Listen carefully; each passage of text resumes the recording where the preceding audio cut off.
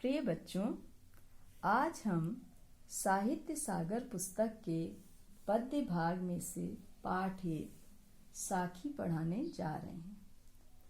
साखी पढ़ाने से पूर्व साखी जिनके द्वारा रचित है अर्थात कबीरदास जी, उनके जीवन के बारे में जानना भी अनिवार्य है। जीवन परिचय। हिंदी के संत कवियों में कबीरदास जी का सर्वोच्च स्थान है। कबीरदास जी भक्ति काल के निर्गुण भक्ति की ज्ञानाश्री शाखा के सर्वोच्च कवि। भक्ति काल के 2 भेद हैं, सगुण भक्ति और निर्गुण भक्ति। सगुण भक्ति वह भक्ति होती है जिसमें ईश्वर के साकार रूप का वर्णन होता है, जैसे राम, कृष्ण। और निर्गुण भक्ति वह भक्ति होती है जिसमें ईश्वर के निराकार रूप का वर्णन होता है। कबीरदास जी निर्गुण भक्ति की ज्ञानाश्रय शाखा के सर्वोच्च कवि हैं। कबीरदास जी का जन्म संवत 1455, अगर हम सन की बात करें तो सन 1398 को माना जाता है। कबीरदास जी का जन्म विधवा ब्राह्मणी से हुआ था, जो लोक लाज के भय से उन्हें लहर तारा के किनारे छोड़ आई थी।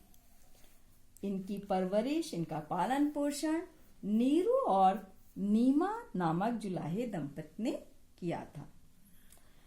अब यहाँ एक प्रश्न उठता है कि संवत और सन, तो बच्चों इसका उत्तर ये है कि सन से संवत 57 वर्ष बड़ा होता है।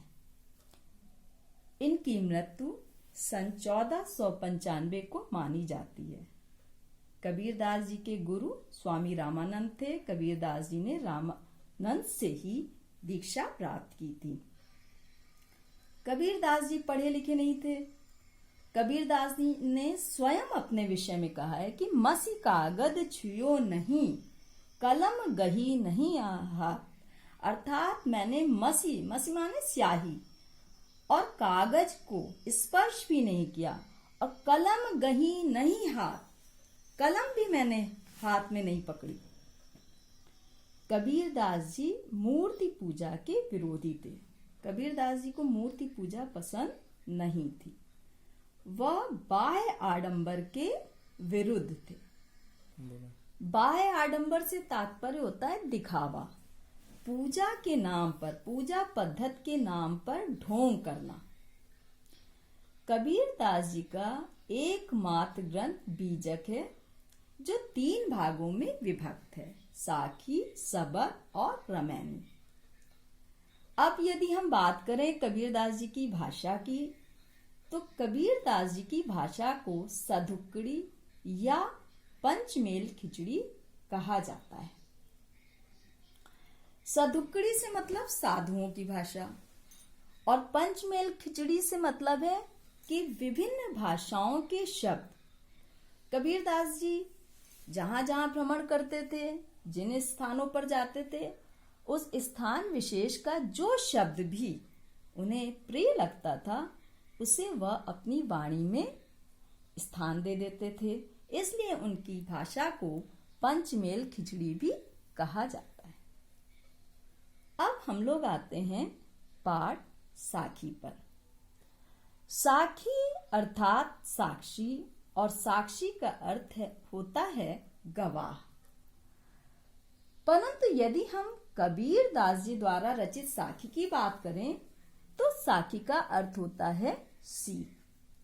सीख जो कवि ने विभिन्न दृष्टांतों, उदाहरणों के माध्यम से हम सबको दी है। प्रथम साखी। गुरु गोविंद दो खड़े, काके लागू पाए, बलिहारी गुरु आपनो, जिन गोविंद दियो बताए। सबसे पहले तो मैं शब्द अर्थ की बात करती हूँ। गुरु से यहाँ तात्पर्य सद्गुरु, गोविंद ईश्वर, दो दोनों, काके किसके, लागू लगूं, पाए चरण, बलिहारी न्योछावर हो जाना, समर्पित हो जाना, जिन जिन्होंने, गोविंद दियो बताए, गोविंद ईश्वर। गुरु गोविंद दोऊ खड़े, काके लागू पाए। कबीरदास जी कहते हैं कि गुरु सदगुरु और गोविंद ईश्वर दोनों खड़े हैं, दोनों मेरे समक्ष खड़े हैं। काके लागू पाए, मैं किसके चरण स्पर्श करूं, पहले मैं किसके चरण स्पर्श करूं। कबीरदास जी को ये दुविधा है कि गुरु भी मेरे समक्ष खड़े हैं और ईश्वर भी मेरे समक्ष खड़े हैं, मैं किसके पहले चरण स्पर्श करूं। बलिहारी गुरु आपनो, जिन गोविंद दियो बताए। कबीरदास जी कहते हैं कि हे गुरु, हे सदगुरु, हे आध्यात्मिक गुरु, मैं आप पर बलिहारी हुआ जाता हूं, मैं आप पर समर्पित हुआ जाता हूं, मैं आप पर न्योछावर हुआ जाता हूं, क्योंकि आप ही हैं जिन्होंने ईश्वर तक पहुंचने का मुझे मार्ग बतलाया। इस प्रकार से कबीरदास जी ने इस साखी में गुरु को ईश्वर से बड़ा बताया है। अब दूसरी साखी, जब मैं था तब हरि नहीं, अब हरि है मैं नाही, प्रेम गली अति साकरी, तामे तो न समाई। जब मैं था, मैं माने अहंकार, तब हरि नहीं, हरि माने ईश्वर।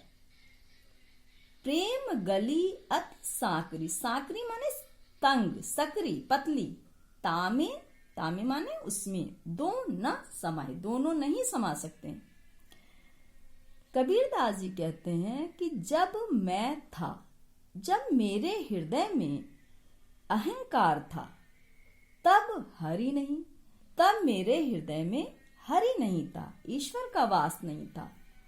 अब हरि है मैं नहीं, लेकिन अब मेरे हृदय में ईश्वर का वास है, मैं नहीं, मैं की समाप्ति हो गई है, मैं का नाश हो गया है। प्रेम गली अति साकरी, तामे दो न समाए। कबीरदास जी कहते हैं कि ये जो प्रेम रूपी गली, अर्थात ये जो अलौकिक प्रेम रूपी गली, अर्थात मानव का हृदय इतनी सक्रिय है, ये गली इतनी सक्रिय, इतनी तंग है, इतनी पतली है कि तामे दो न समाही, उसमें दोनों एक साथ नहीं समा सकते। या तो हृदय में ईश्वर का वास होगा, अन्यथा उसमें अहंकार का वास होगा, दोनों एक साथ हृदय में नहीं समा सकते। अब प्रश्न उठता है कि कभी कभी बच्चे ये प्रश्न कर देते हैं कि ये नहीं समझ में आता है कि हृदय में अहंकार है अथवा नहीं। तो इस संदर्भ में मैं आप लोगों से बस इतना ही कहना चाहूंगी कि जब हम अर्थात मानव अपने द्वारा किए गए किसी भी अच्छे काम का श्रेय स्वयं को देता है, तब तो उसके हृदय में अहंकार की उत्पत्ति हो जाती है। यदि वो अपने द्वारा किए गए श्रेष्ठ कार्य का श्रेय ईश्वर को देता है और स्वयं को केवल निमित्त मानता है, तो उसके हृदय में अहंकार उत्पन्न हो ही नहीं सकता, क्योंकि अहंकारहीन हृदय में ही ईश्वर का वास होता है। अब हम लोग आते हैं तीसरी साखी पर। जैसा कि बच्चों मैंने आप लोगों को पहले भी बताया था कि कबीरदास जी के शिष्य हिंदू भी थे, मुसलमान भी थे, और कबीरदास जी मूर्ति पूजा, बाह्य आडंबर के विरुद्ध थे। इस साखी में उन्होंने अपने मुसलमान शिष्यों को उनकी पूजा पद्धति के लिए फटकारा है, डांट लगाई क्या कहते हैं कबीरदास जी? काकर पाथर जोरी के मस्जिद लई बनाए, ताचड़ी मुल्ला बांग दे, क्या बहरा हुआ खुदाए। कबीरदास जी कहते हैं कि काकर कंकड़, पाथर पत्थर जोड़ जोड़ कर तुमने मस्जिद का निर्माण कर लिया, मस्जिद बना ली। ताचड़ी, और उस मस्जिद के ऊपर चढ़कर जो मुसलमानों के मुल्ला जी हैं बड़ी जोर जोर से बांग देते हैं, बहुत जोर जोर से पुकारते हैं, तो कबीरदास जी कहते हैं क्या बहरा हुआ खुदा है? क्या खुदा बहरा है? क्या खुदा तक आवाज पहुंचने के लिए इतनी चीखने की आवश्यकता है? इस साखी के माध्यम से कबीरदास जी यह कहना चाहते हैं कि यदि व्यक्ति, मानव सच्चे मन से, हृदय से अपने खुदा को, अपने अल्लाह को, अपने परवरदिगार को हृदय से पुकारता है तो ईश्वर तक, खुदा तक हमारी अर्थात हम मानवों की आवाज अवश्य पहुंच जाती है। धन्यवाद।